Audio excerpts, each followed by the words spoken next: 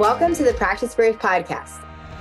I am the host, Brianna Battles, founder of Pregnancy and Postpartum Athleticism and CEO of Everyday Battles.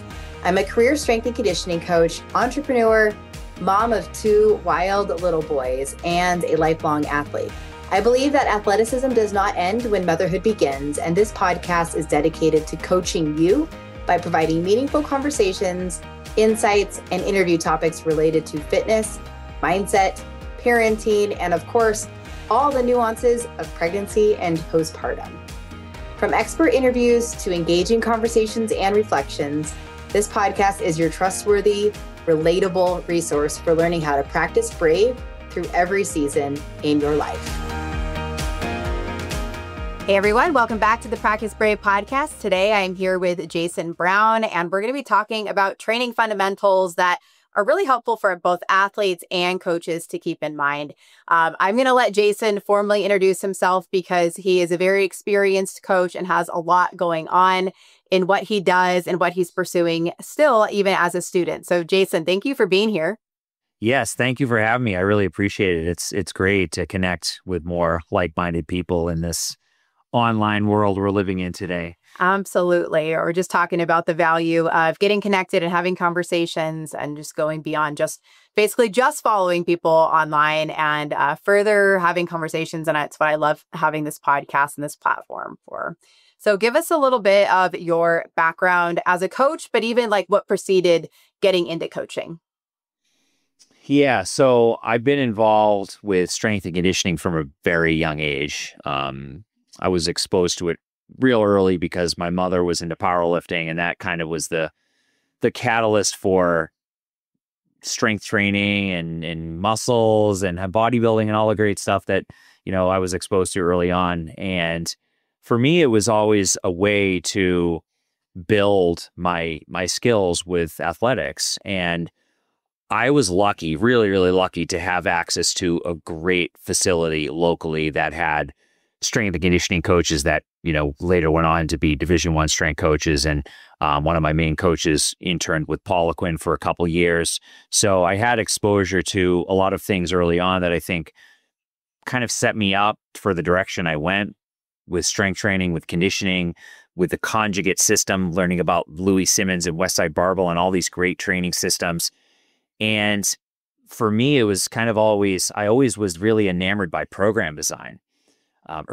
Even early on, I think this like creative outlet of like writing training programs, even though I wasn't really writing programs yet as a young coach, that was kind of the thing for me that I always really kind of geeked out on and wanted to go deeper with. And when I started out, Brianna, I don't know how old you are, but when I started out, I'm 42. So when I started out, I was reading T-Nation. Like T-Nation was like the hub of all the great coaches of like early 2000s. Yes. And I think just from that experience and then reading those articles and then doing those programs and going through, the who's who of training programs on T-Nation and doing those programs on myself and being like, wow, I like this or I don't like this, really kind of like opened up my mind to a lot of different possibilities. And I always was very much interested in strength and conditioning, but I think a lot of my family members thought that there wasn't really a whole lot of future in being a trainer, right? Like you're not going to have benefits. You're not going to, you're going to work a lot of hours, not make a lot of money. And, you're not going to have healthcare and all that stuff. And I'm like, yeah, that may be true, but this is really what I love. And it ended up obviously being the thing that I did full time and pursued. And it's, we weren't living in a time where there was an online world. It was training people in person. So long story short, I later, decided to go in the military after college, did my undergrad, went into the military, got exposed to CrossFit before the military. And that kind of opened my mind up to this whole world of endurance training.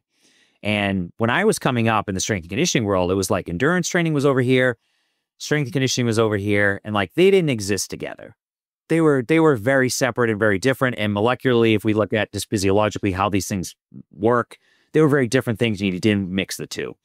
And so I was like, well, you can't do endurance training because that'll make you slow, weak, and fat. And that doesn't do what we want, in terms of athletics. And of course, if you're training people just for body composition, it didn't make sense. But I realized through CrossFit actually that there was more to this. And that was kind of the catalyst for going deeper with the aerobic system and, going to graduate school, getting a master's degree in exercise science and looking really deep in cardiac physiology.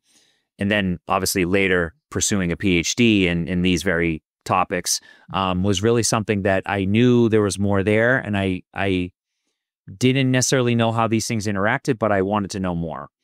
And what it kind of later would discover was that all of these things do mix really very well. And not only do they mix very well, but they complement each other where we can improve someone's longevity, their recovery, and all of the underlying support systems that help us get more from our strength and hypertrophy work. And when you do it correctly, it opens the doors to this, I always say, like the holy grail of training. For me, the holy grail of training was like, how do I get these things to communicate? Strength training, endurance training, and how can I get someone better results, have better longevity, and get more from what I'm delivering to them? And that was it for me. That was the concurrent model of training, conjugate plus aerobic training was it. So present day, I think that was really the thing that allowed me to be successful is I was able to write articles for sites like T Nation and Elite FTS. And 500 articles later, I had a lot of people in the online space that trusted me. So that helped me, do online training. It helped me launch a low ticket training subscription and have thousands of people that train with me on a day-to-day basis. But kind of like to take a step back, which is interesting about this journey for me, I initially started online programming for CrossFit gyms, writing programs for 200 plus CrossFit gyms. And when you have 20,000 people a day doing your training, you learn a lot real quick. You learn a lot about what works and what doesn't, and how can we get people to do the stuff that we know we need them to do, which maybe isn't as sexy as strength training, but we know it's equally as important. So I got very good at tricking people into doing aerobic training, into doing non-sexy training, into pushing and pulling sleds. And, people joke with me now, people that were clients back 10 years ago were like, hey, you should have invented Hierarchs. We were doing this stuff. Like, I know, but it's like one of those things, I don't want to toot my own horn, but we were pushing and pulling sleds and doing loaded carries, at 200 plus CrossFit gyms. And those were the things that made the biggest dent for people in terms of their sustainability and the results that they got long term. So this journey for me has been really, really unique. It has been kind of this, I guess, like really multifaceted journey where I've learned about a lot of different things on the way. But one thing I think, if I had to like kind of summarize this all in one thing, it would be programming is art and it's science. It's not one or the other. You got the science community that's like science-based, right. But guess what? If someone doesn't do the program because it's too plain or too boring, science-based doesn't mean anything. It means nothing if someone can't comply to the program long-term. So I got really, really good at being able to blend these worlds. And I think that knowing that how things play out in the real world, in the trenches, having the experience myself, having, gone deep on my own training journey, which is obviously, it's still evolving at 42 years of age. I'm still learning new things. These are the things that really move the needle for me and allow me to get people great results across the globe. Man, I love that. I feel like there's so much here to talk about, and thank you for sharing like such a detailed background info. And I love that you've been in the game this long and you have also grown up, so to speak, professionally in the era of being able to start online and also be coaching in person, bridge the two, kind of have that hybrid training approach or coaching approach, I should say. Because a lot of people are coming in now and just focusing on the online, but I personally don't feel like you can be very successful online until you have a lot of reps of working in person. And I just love that the era that you came up in, I think speaks a lot to overall success and longevity in the coaching industry. I think you're 100% right. I do think that there's something to be gained from in person and seeing how people move and seeing how even people's disposition to the training. Like I said, I think that science, this whole science-based movement, which, someone being in a PhD program, people probably think I'm more science-based, but I do think that it's equal parts. I don't think that I think that the pendulum swings both ways. I don't think we should be so rigid and all science-based and resting 3 minutes between every exercise and so on and so forth, and going for mechanical tension, all these great things we know about. There is something to be said about getting someone lit up to do the training too, and being able to even the art of what it looks like. Right. Right. It's very much an important piece to getting people to do this training. And I think that's one of the things I took from CrossFit, which, I don't know if other people took that from it, but for me, it was like, hey, there's something sexy here that makes people want to do the training. Exactly. It's like that psychological buy-in, which still is so hard in the fitness industry with attrition rate and whatnot. And having that community, having, like you said, like almost like the sexy side of fitness, but then making that sustainable. Exactly. So before we dive into details, because I do want to talk about programming, I feel like that is such an elusive topic for so many, both like athletes and coaches. Can we pause for a second and talk about your mom? Because if you're 42 years old and your mom was powerlifting and that's what you grew up with, I feel like that was very, very rare and very special. Like, what an OG athlete mom. Yeah, it's funny. Like all of my friends growing up, my mom had muscles, and I, was lucky to have like a really, really good genetics as far as gaining lean tissue. And, my mom always joked that she had abs when she was pregnant. Yeah. And, my friends were always like scared that my mom could beat them in arm wrestling, which she could. She usually arm wrestled my friends and beat all of them. But yeah, that certainly helps kind of, my kids are growing up seeing, I have a home gym, an extensive home gym, and my wife and I are always training, and my kids are out there training. And, it's funny, I've got 3 kids, 9, 7, and 6, and they can all do dead hang pull-ups, not chin-ups, pull-ups.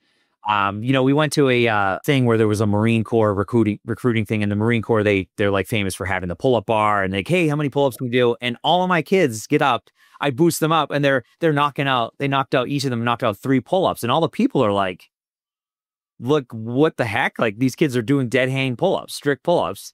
So I do think that, it's really, really, the kids are sponges. I'm probably was the same way. I was going she would take me to the commercial gym, which probably wasn't a big deal back then. But those are things that are probably harder to do now. Yeah. So I would always go and see these people working out and lifting weights, and I always thought it was super cool. And, it was kind of one of those things for me that I remember I had my first like easy bar, and I would like roll it into my mom's car and like take it. We go like on vacation somewhere. I'd like take it and do floor presses on the ground and just various things. And I knew how I do just kind of organically. So it definitely was a catalyst for a lot.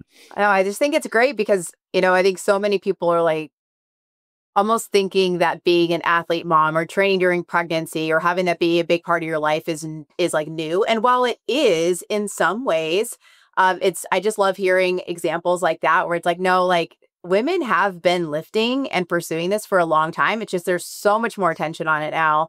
And I like seeing the influence it had on you because you are sort of a great example of what we are all trying to instill in our own children, in our families and our local communities when, trying to be that example for our kids and not just preach about it, but share it. So it sounds like your mom, was ahead of the times in a lot of ways for women being involved in strength training and having muscle and not being in the like skinny, small aerobics era. Yeah, totally. And this was in the, the early 90s. So, which is a completely different time, as you probably know. Oh, totally. That was so awesome. So let's talk a little bit about programming. In my coach certification course, that always tends to be something where coaches get stuck and they have either a lot of insecurity around like, is this right? Is this good? Are they going to like it? Are they going to get bored? And just, again, kind of wanting this, is this right question, regardless of their background. It's like I have really experienced coaches that have, their exercise science degree, they have their master's degree, they've been coaching for a long time, but they also feel like when it comes to the science part of programming, they're winging it and it's confusing to know if they're doing it right. So now that I've like proceeded that with all of that, give me some insight. Yeah. So this is a great jump off point because I think that in academia, even at graduate level, even at a PhD level, they're not teaching program design well. And what they are teaching is not practical. CSCS, same deal. You can take your CSCS, which is the gold standard of strength and conditioning, and still not know how to write a program. I got out of graduate school and I had people that were kids that were going to Division I programs that said, hey, I'm training basketball players. How do you think I should train them? Should I really like focus on training their calves and their ability to jump? And I'm like, if that's what we're thinking, then there's a disconnect here. There's a lot of things that we need to unpack. So I do think that coaches overthink it, but in their own defense, I don't think that they're well prepared with all of these certifications and all of these things that they go through. Yeah. Then and still, I mean, I don't feel like that area of strength conditioning has and exercise science has evolved much from when you and I kind of came into the scene. No, and it hasn't. And I think, it's always interesting to me because I came from the world of like being in the trenches and got exposed to like Louis Simmons and Westside Barbell. Yeah. And so I scoured a lot of these texts. I read a lot of I read all of Louis' books, and I read Science of Practice Strength Training and all the books for his certification as special strength coach, which is really hands-on and like write programming and get graded on programming. And I see this commonality in the powerlifting world. Powerlifting coaches, they might have no formal education, are great for all intents and purposes. I think like most powerlifting coaches, people that are powerlifters are great programmers because they've been in the trenches. They know what's practical. They've strained under weight. And I tended to like, when I was looking at all these texts, I saw this commonality of like exercise selection, exercise order. How many exercises were in a session? Usually it was like 4 to 6 exercises per session. So really like trimming the fat and like getting to like what is the most beneficial in terms of return on investment. And I just saw that these coaches had such a great grasp on what to put in and what to leave out, like their discretion of what to put in a program and what to leave out of a program. I think that restraint is a hallmark of a great coach. So I think that when you have just one side of it, where maybe you spent the time, you got a PhD and you went deep with all these different certifications, but you didn't get in the trenches and train yourself and strain under weight, there's oftentimes a disconnect there. So I think that, and kind of going back to what you initially said about, the experience before going online, you've got to do this stuff yourself. You got to be a guinea pig yourself. If you go into the gym and you do 12 exercises and you realize, wow, I actually don't feel great. I didn't get a whole lot from that. I felt like I was just kind of going through the motions. My intensity wasn't super high. Then usually those coaches see that like, hey, maybe I should try less exercises and see if I can put in a higher level of intention and thus have a higher level of intensity and get more from the training as opposed to just going through, the kitchen sink of training, if you will. Right. So I think that is the piece that you can't read in a textbook. You can't make up the experience, the in the trenches experience, the being underweight, the feeling that what these sessions feel like.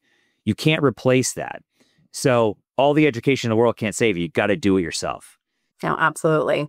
I 1,000% agree with that. And when you can sort of marry those two worlds of like having the training and knowledge and background where you're learning beyond the gym, but then you're also implementing and experimenting and saying, well, that like doesn't make sense, or I do get bored, or I won't, or I'm not getting stronger because I didn't do this enough or didn't like progress this enough over time. I do think that CrossFit was really pivotal in kind of teaching people aspects of structuring a workout, depending on what kind of CrossFit gym you are in. I have like a lot of CrossFit coaches that come into my world. But at the same time, there's aspects of that programming that misses the mark in a lot of ways too, where people don't really have the right understanding of what a quote good workout looks like, or what a somewhat proper like macro cycle looks like. Mm-hmm. Yeah, exactly. It's hit or miss. Some people might know that you need to have some structure to your training, and that was one of the things that I tried to when I started programming for CrossFit gyms. The key element of my training was conjugate style training. So it was mixed modality form of training, but we would repeat some of the same things on a regular basis. We would do accessory exercises on a regular basis, and those things help really move the needle for people. However, people would see the same exercise and often think like, I need more variability. It's like, well, actually, no, you just need to get better at this basic squat, hinge, push, pull, carry patterns. You don't really need to be doing a full snatch all the time. You could benefit from just improving your squat pattern. So you have to really, and I think for coaches, you have to really be able to build value in those things, build value in repetition. And you can still have variation, but, doing a front squat once every 12 weeks, how are you going to get better at it? Yes, 1,000%. Yeah. It's funny. I talked to my mom. She does CrossFit and she's like, I don't know why I can't hit this number that I used to be able to do. And I'm like, that's because you haven't done it in like 8 weeks, Mom. Like you got to do this every week if you want to get stronger. But she doesn't always want to listen to her daughter. It's fine. No, they don't. But they'll listen to the coach and do, whatever they have them doing. No, absolutely. So, okay, for those that are not familiar, what do you mean when you say conjugate? So the conjugate system was popularized by Louis Simmons, and conjugate as a whole means joined together. So when you join together different styles of training, i.e. endurance work, strength work in the same program. Now, there are a lot of different ways that it can be done. And really, it's kind of up to interpretation. You can do it in the same session like CrossFit does, where CrossFit gym is typically like you do a strength piece and then a metcon, metabolic conditioning, short for metabolic conditioning. So you'll do some strength piece and you'll follow that up with a metcon. And then the CrossFit Open and different, competitive CrossFit will mix in these elements within the same competition, which is a test. It's not, I don't look at that as training. I look at that as a test. So if you're testing your fitness, that's one thing. You're training your fitness, that's another. So conjugate was popularized by Louis Simmons from infamous Westside Barbell, and he had some of the strongest powerlifters in the world. And this system was built on training heavy, training for speed, training repetitively, accessory-based exercises to bring up limitations, training base of your fitness, which is things like general physical preparedness, which CrossFit probably made more popular than Louis did, which is like pulling sleds and doing loaded carries and kind of like unconventional things. All of these things serve a purpose, but at the whole of this, if we just kind of break this down in its simplest form, it's concurrent training. We're working on different qualities of fitness at the same time. Now, again, it's very nuanced. You can do it a number of ways. And there's a lot of research on different styles of concurrent training, doing strength first, doing endurance first, doing them in separate sessions.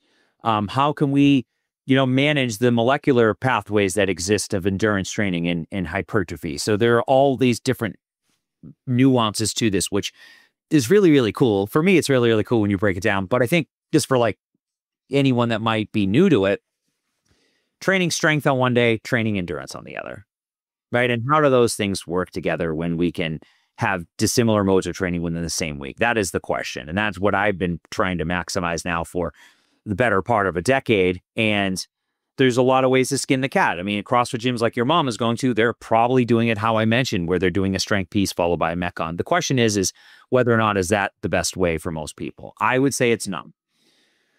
But if you just, like her gym, if they just started doing a strength piece on one day and then a conditioning piece on one day, you'd probably lose a lot of members.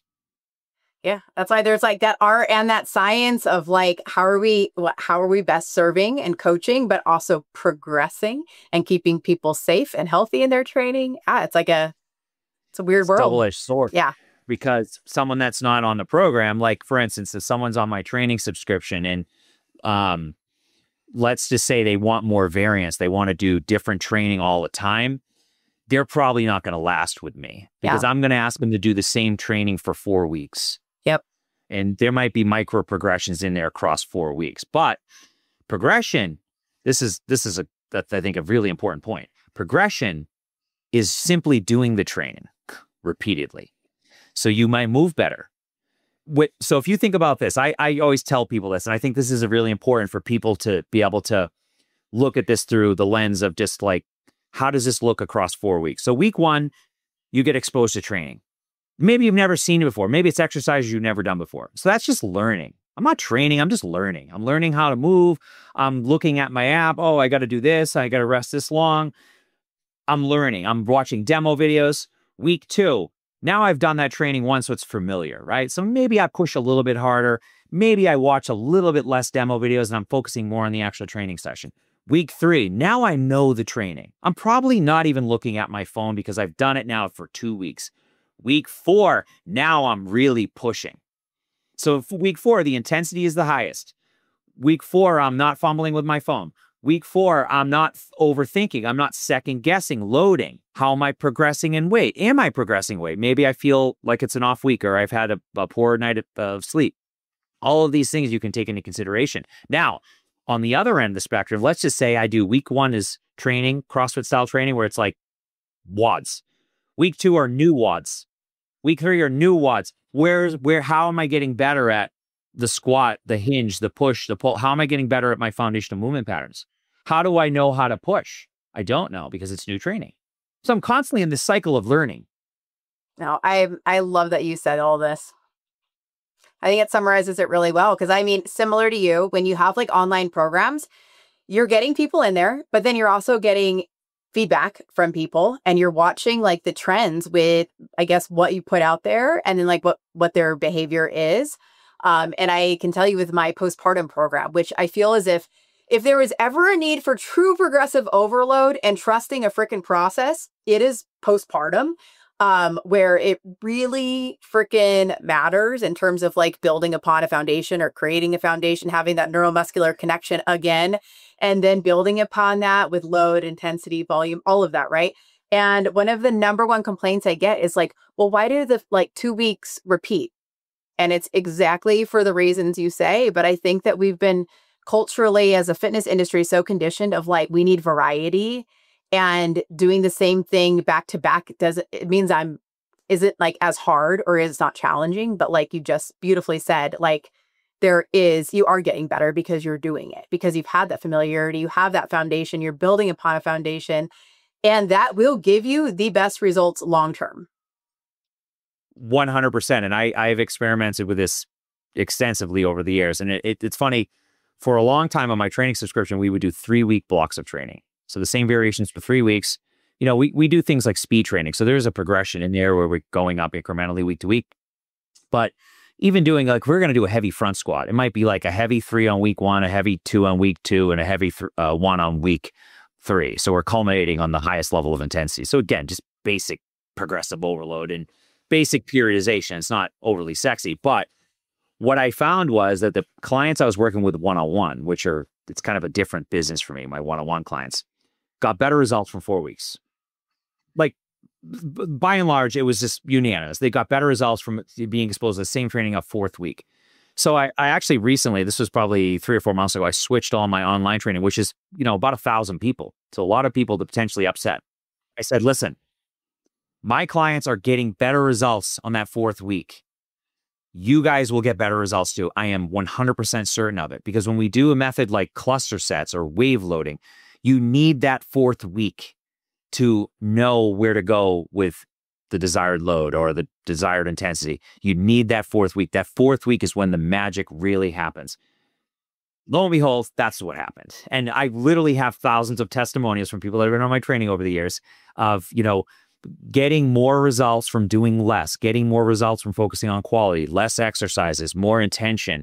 And now, I would think that the results are going to be even better because they're being exposed to the same training an additional week. That additional week doesn't seem like much, but it really is, because again, people are not fumbling or not second guessing, and people tend to second guess everything. How should I build? What stance should I use? What barbell should I use? Should I use bands? Should I use all these different things come into the frame where they're overthinking and just like preventing themselves from actually getting better. Oh, absolutely. I used like Wendler, like 531 for a long time with clients, because I found that the simplicity of it allowed them to make, and myself, like substantial gains and like consistently, like you weren't like peaking too early. And similarly, so many people were like, this doesn't feel like it's enough. It doesn't feel like it's enough. Yet they were getting stronger and they were being consistent. Like, so they were actually like, there was almost no excuse to not train, because they were like, well, it's not that many exercises. It's like not that many days of having to do this.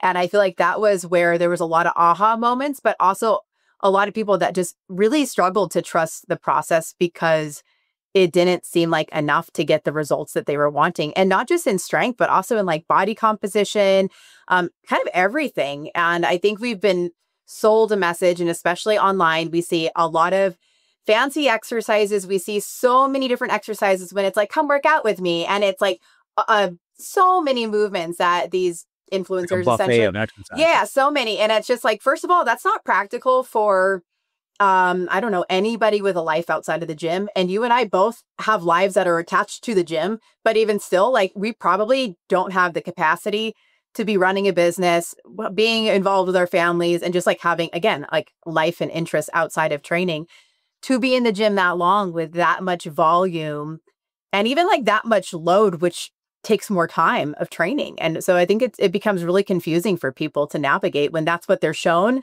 when you and I could both attest to, like, quality is going to outlast the quantity. Yeah. And it's, it's become such a double-edged sword because social media is predicated upon like going viral and how many followers you have. And interestingly enough, like I've talked to so many coaches. I use the Train Heroic app for my training subscription. There's over 10,000 coaches in there, and out of 10,000 coaches, I'm in the top 10 for number of subscribers. Yeah, and there are coaches in there that have 500,000 subscribers, far more than I do. Yeah, but again, results obviously are king. Results are king, and trust is important. And being able to convey this message of like, hey, we shouldn't do all these novel exercises. You don't need them. You can't even do the basic goblet squat well. Why are we doing, it's like the people that ask the questions about, is this enough? Walk 3,000 steps a day, have garbage nutrition, are sleeping 5 hours a night, are on their screens all day, and they're worried about the volume they're doing. It's like, dude, how about we just get you walking a little bit more, eating a little bit better, and just focusing on some basic movement patterns? Yeah. No, consistently for 4 weeks. Hit all the training for 4 weeks and then get back to me. Absolutely. I hear you on that. And I think we're fighting the good fight. And honestly, conversations like this where people are like, okay, like, I got it. Like, where they don't really know what they don't know because they're only consuming almost one side of things versus having a little bit more scope and knowledge on there being another way to kind of drive the results that they're actually looking for. Yeah, it's interesting. I started doing YouTube videos reviewing other programs on the internet, and it took off really fast. My channel grew really, really fast, and I didn't really love doing it, but I don't really like poking fun at other people. But some of the programs out there are negligent, and I mean that they're negligent. They could kill people. That's how bad some of them are. And just by and large, what I tend to see on the internet of all the programs that I reviewed was that, number one, there's no command of programming fundamentals. So exercise order, exercise selection, sets, reps, and rest intervals, just like that doesn't even exist, right? So those coaches didn't even open a CSCS textbook or any exercise phys that has any program design textbook. So that's number one. Number two, the volume, it's an inordinate amount of volume.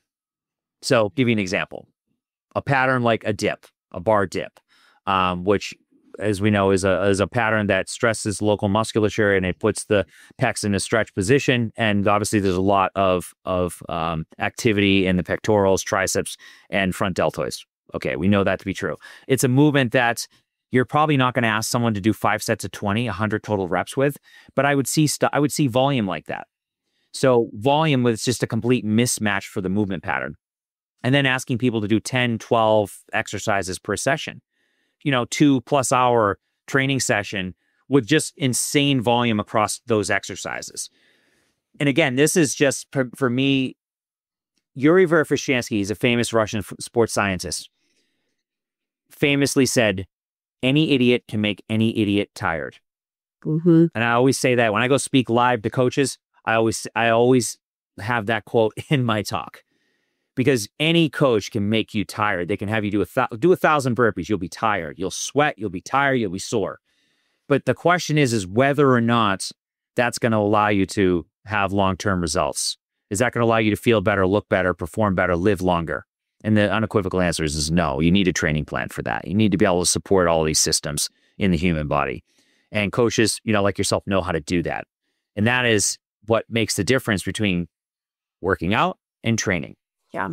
No, I mean, I think it's been interesting to see just that almost like different dogmatic camps within the fitness industry over the last, especially I'd say like the last 15 years, again, as social media has grown.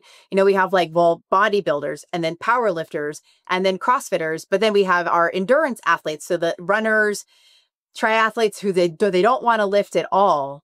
But I think as coaches, we know that there's value from sprinkling in a lot of that training into one strength conditioning program that is going to help you be athletic across the lifespan. You and I think, both talk a lot about being athletic basically after 22, that you can still move and perform. And like, that is the goal for health, like overall health and wellness. Mm-hmm. You know, and it's just been interesting to see that I think we're moving away from some of that dogmatic messaging around, well, I'm a power lifter, which means I never do cardio. But I still think there's a little bit of like, almost like identity politics attached to, fitness choice. Yeah, the whole cardio thing is an interesting one too. I think hey, if I want to gain lean tissue, I don't do cardio. Well, there's a lot to that too to unpack, which we can certainly do. Yeah. Because I think that there's a lot that's just not known. And to be honest, it's not simple. Physiologically, it's not simple to understand it. I have people all the time that will say like, well, when I do my strength training, my Apple Watch has me at zone 2. And they don't understand that zone 2 doing a strength session and zone 2 during a cardio session are two very different things, just how it plays out physiologically and how the heart adapts, and even things like muscular contraction influence the results and level of cardiac output. So physiologically, there's a lot to be known, but again, it's not simple, and I wouldn't expect someone, even coaches, to really grasp that unless they've done their homework on it. Yeah. No, it is just interesting to see because, now we're seeing more attention around hybrid training, which obviously you've been doing for like a long time. Yes. But now there's like a word for it. It's kind of trendy, like you had mentioned with high rocks and whatnot. And it's good. And I mean, that's just, I feel pretty like well-rounded training. Well, it's such great marketing. Yeah. And I, admittedly, I'm not great at marketing. I'm not great at hooks and social media. And, I've got C+ social media, and it's like, I'm not great at hooking those people in and getting them to absorb the information. And that's where, as a coach, it's like, we've kind of had to evolve and become more influencer-ish, if you will, because if you can't get someone to consume the information, then you can't have an impact on a lot of people. And that's, I think, the challenge for people like us is that, you have to figure out how to market this stuff in a way where people will say like, hey, maybe I should look a little deeper, or maybe I should look into Rihanna's program because maybe I'm training too hard and I'm not doing the right things that are going to help support me long term. Right. Yeah, it really is. I think what I like about your approach with coaching, and where I think we're really in alignment, is creating this, like, what is going to be sustainable, what is going to drive results, what is also going to keep you like healthy, feeling good, looking good, and long-term, not just for a short season, not just for a 6-week block or a 30-day challenge or whatever other stuff exists out there, but truly like this longevity of being late 30s, early 40s, perimenopausal, like training into like your elderly years. What is going to be the thing that allows you to do that? And most of the time, it's not just one rigid, dogmatic way of training, because life will always throw a curveball, right? Like, you might be a power lifter and you might want to lift really heavy, but there might be something that creates a setback. So now you got to evolve your training. You might be an endurance athlete, but something happens, whether it's an injury or whatever it might be, time capacity where you don't have hours and hours to train like that. Now you have to adjust your training. Like, there's so much value into, I guess, coming out of your one way and introducing a few different ways that will make you a better, well-rounded athlete. No, I mean, 100%. I mean, that's, I think, how I got to this point is being open-minded to look at different forms of training. And even coming from like strength and conditioning to CrossFit was very unorthodox. And there were a lot of things that I didn't necessarily agree with. And, when I opened a gym, I was wanting to do things a little bit more systematic. But I think that there is something, I always thought there was something really great with CrossFit, with the community and with the camaraderie, that going through pain of these workouts. But I also think that we have to consider what people really need. Like, what is the greatest good for most people? And unfortunately, it's not doing a snatch. It's not doing high skill gymnastics or anything that involves something that's maybe outside of their ability. It's about giving them what they need for the long term. And we're not living in a world that is low stress. People are stressed out. Stress levels are going up. They're not going down. If we know that to be true, and then we know people are just chronically stressed out or they're weak in certain regions of their body, then there are certain things that we can do to address that and bias those things and make sure that they're getting what they need to be successful long term. Yeah, absolutely. Something I say a lot is like your training should complement your life, or at least your season of life.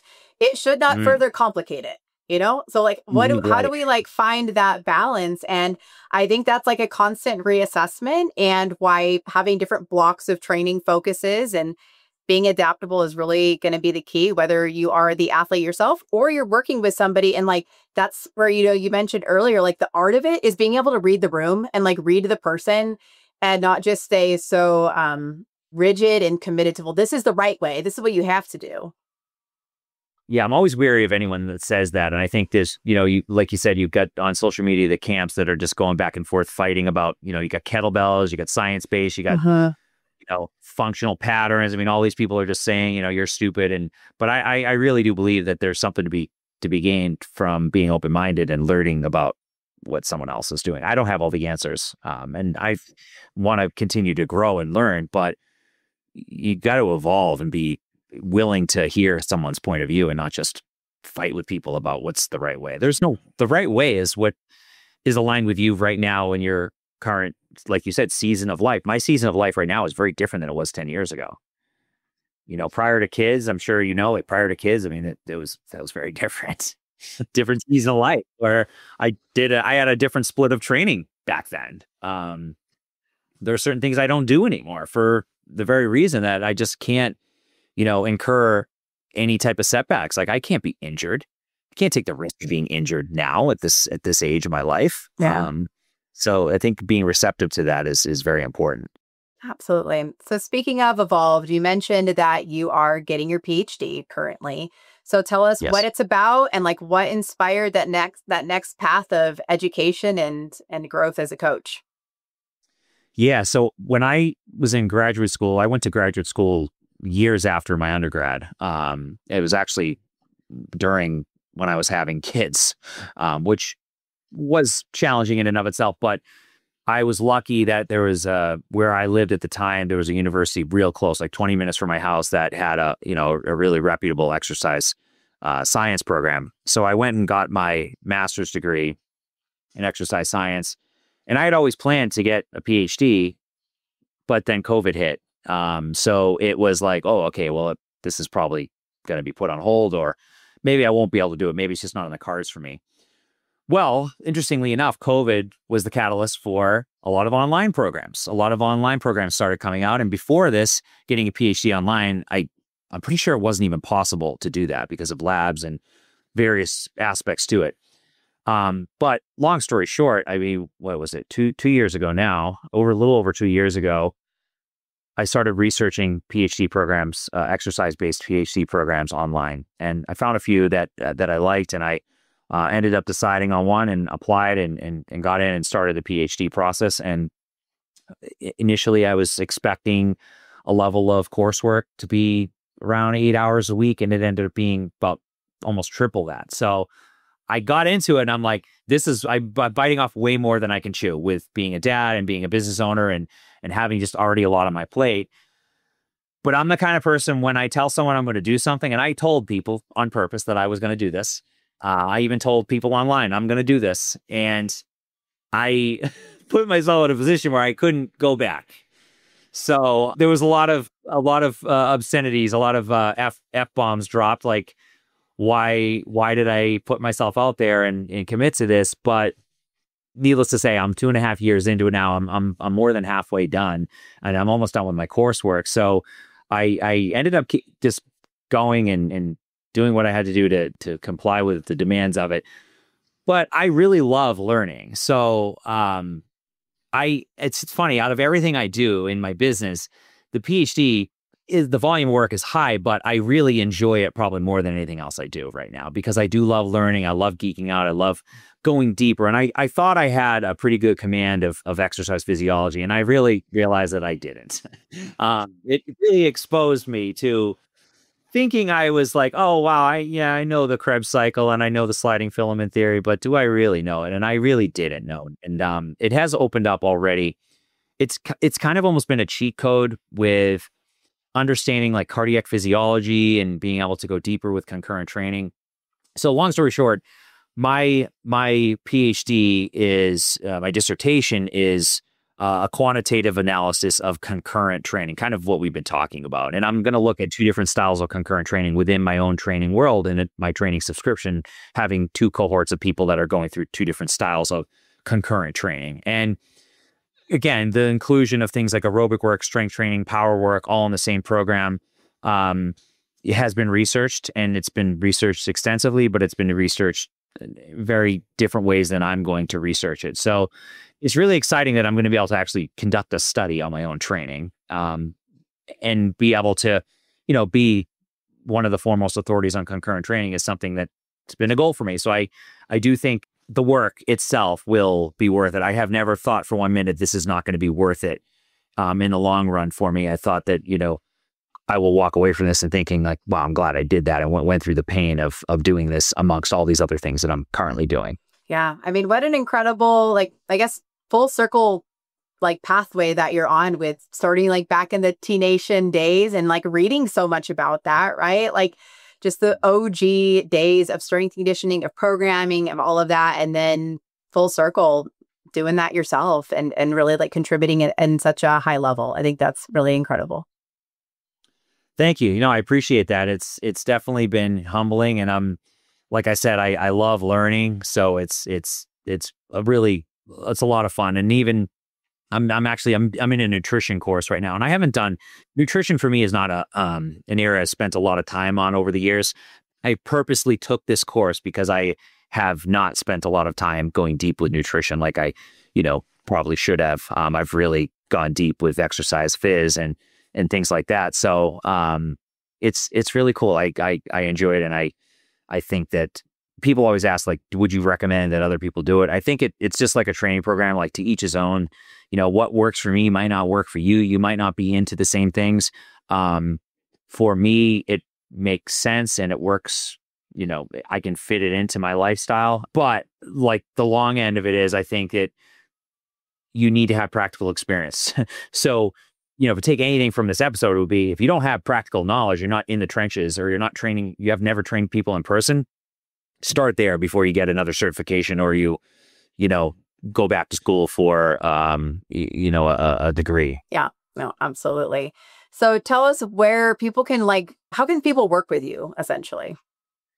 I think you probably have the same challenge where you work with coaches and you work with athletes. So it's always tricky. Yes. So jasonbrowncoaching.com is my website. Mm-hmm. I do educate coaches, but admittedly, I am going to spend 2026 focusing more on training people and more people into my training world. I do have a certification that we open once a quarter, which is pretty extensive. And so it's about 12 hours of video and very, very practical, hands-on, less science-based, believe it or not, and more onboarding clients and putting people into the right training program and making decisions and writing training programs on a level that is very different than just getting your CSCS. So I do that. And, I do content on YouTube as well as Instagram and all of the major platforms, Jason Brown Coaching. But my main piece is functional conjugate training is what I provide, which is, again, in alignment with everything we talked about, concurrent small training, where aerobic training is a very important element to what I prescribe to people because it manages stress and it builds all of the underlying support systems that help us get better with every quality of fitness there is. So, if you're not doing any cardio, you should be doing cardio because it supports everything and it supports your life and helps you live longer and do things that we need to do to be successful as human beings. Oh, I love it. You keep it real and practical. And I think that's what coaches and athletes need is doesn't have to be fancy. We can know the fancy, but keeping it practical and helping people find longevity, both in their coaching careers, but also in their training approach. So thank you so much for sharing. Appreciate it. Awesome. Well, thanks for having me, Brianna. I appreciate it. Thank you. Thank you so much for listening to this episode of the Practice Brave podcast. If you enjoyed the show, please leave a review and help us spread the work we are doing to improve the overall information and messaging in the fitness industry and beyond. Now, if you are pregnant and you are looking for a trustworthy exercise program to follow, I have you covered. The Pregnant Athlete Training Program is a well-rounded program for pregnancy with workouts for each week that are appropriate for your changing body. That's 36 weeks of workouts, 3 to 4 workouts each week, and tons of guidance on exercise strategy. We also have an at-home version of that program. If you are postpartum and you're looking for an exercise program to follow, the 8-week postpartum athlete training program would be a really great way to help bridge the gap between rehab and the fitness you actually want to do. From there, we have the Practice Brave Fitness program, which is an ongoing strength and conditioning program where you get new workouts each week and have a lot of guidance from myself and my co-coach, Heather Osby. This is the only way that I'm really offering ongoing coaching at this point in time. If you have ever considered becoming a certified pregnancy and postpartum athleticism coach, I would love to have you join us. Pregnancy and Postpartum Athleticism is a self-paced online certification course that will up-level your coaching skills and help connect the dots between pelvic health and long-term athletic performance, especially during pregnancy and postpartum. Become who you needed and become who your online and local community needs by becoming a certified pregnancy and postpartum athleticism coach. Thank you again for listening to the Practice Brave podcast. I appreciate you. And please help me continue spreading this messaging, this information, and this work.